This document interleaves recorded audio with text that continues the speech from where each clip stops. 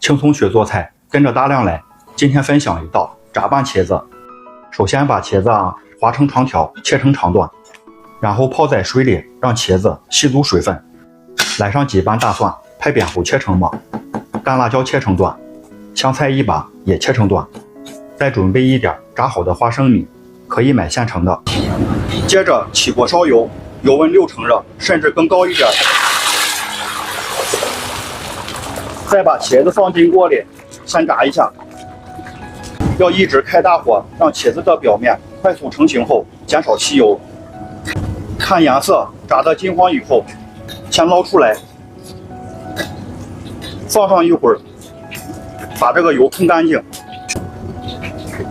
然后把热油浇在蒜末和干辣椒上面，冲一下香味，再加入生抽、米醋、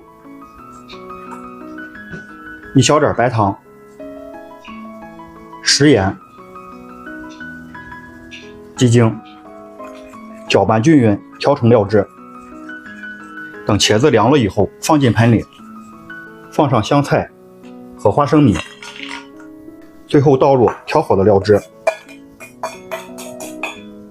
搅拌均匀后，装盘即可。焦软入味，下酒下饭，一道炸拌茄子就完成了。咱们在家里做这个茄子，也可以用蒸的方法，相比较来说，只是口感不同。如果家里能过油，试试这个方法，看效果怎么样。